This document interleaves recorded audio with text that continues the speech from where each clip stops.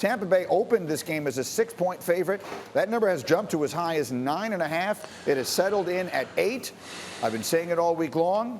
My opinion, give the points. But let's talk about that offense. Tomorrow night will be what tomorrow night will be. They'll be playing without Zach Martin. But Tim Hasselbeck, will the Cowboys have a great offense this season?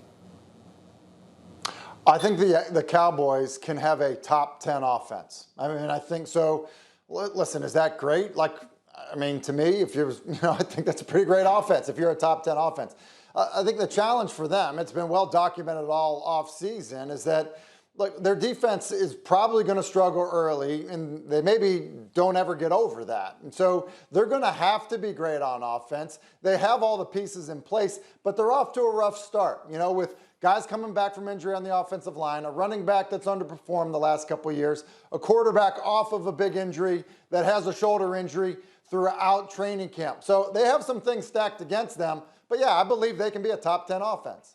Kimberly, is your sense we opened the show this morning talking about the reality of this game, everything in the world that seems to be flying against the Cowboys. Is your sense this could be a one-sided game tomorrow night?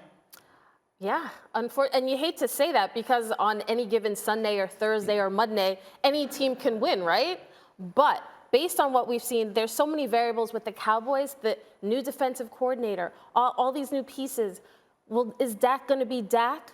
Yeah, we got to see. It's a lot to expect from Dak to be Dak that quickly, considering how little he has played. But so, Dan, you promised us earlier today, because all of us expect this to be a one-sided affair in Tampa's favor. Right. But give us the preview of a Football Friday here on Get Up at 8:01.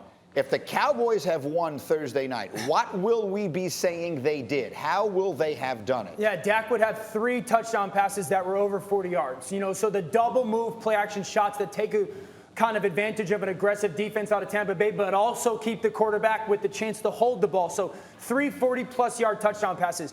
I think that Jalen Smith and Micah Parsons certainly have a coming out party. They blitz those guys, and Tampa Bay's offense, both their line and backs, struggle with the communication to pick up the pressures. And then Blake Jarwin would have to have 8+ catches. I know the receivers for Dallas are fantastic, but if there's a chance for the pass game to have consistent success through the course of 4 quarters in this game, Blake Jarwin is going to have to eat against some of those linebackers in coverage. All right, so we will see what happens. I promised I would get this in, and I want to, because I think a lot of fans probably were a little confused when they saw this yesterday. You just talked about the possibility that the Tampa offensive line becomes confused by who's coming on the blitz. Tom Brady talked about this yesterday in the Tampa Bay Times. He talked about the new jersey numbers, right? The players can wear different numbers than we've seen them in the past. And he said that's going to be a very challenging thing.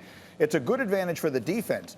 It would be like, what if I let the offensive linemen wear 82 and 9? They wouldn't know who was eligible. That's not fair. You'll get your tail kicked.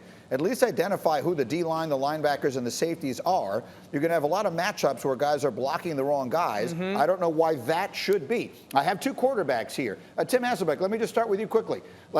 Explain in layman's terms, what exactly is Brady voicing? What is he suggesting is a problem, and how big a deal is it? Yeah, so Brady is basically saying identifying defensive players and who they are, like what position they play matters, because you don't want a running back blocking a 3 technique. It's a matchup problem. You want big guys blocking big guys, known pass rushers, and you want little guys blocking secondary players, running backs on safeties or, sub-package players. Look, I actually don't think it's that big of a deal. Is it a little bit of a nuisance? Yes, but each week you know who these players are. They're not changing their jersey numbers week to week. Yes, it's hard in the preseason because you're not game planning, you don't know who guys are. But going forward, hey, look, that defensive end who we want to tackle blocking, he wears number 9. Will we see a difference, Dan? Will fans notice something different about this beyond the fact that the numbers look unusual? Yeah, I think to Tim's point and to Brady's point, guys blocking the wrong guys, you're going to see more tailbacks blocking 330-pounders. I disagree. I think it's a huge deal because all these defenses walk around nowadays. In the past, it was any 90s number offensive line has yours. Well, what happens if there's a 9 and a 6 and then a 91, and then at the snap, they all move around, and I, as a guy, have to track them? You're going to see a lot of offensive linemen and backs are running into each other as well. Thanks for watching ESPN on YouTube. For live streaming, sports, and premium content, subscribe to ESPN+.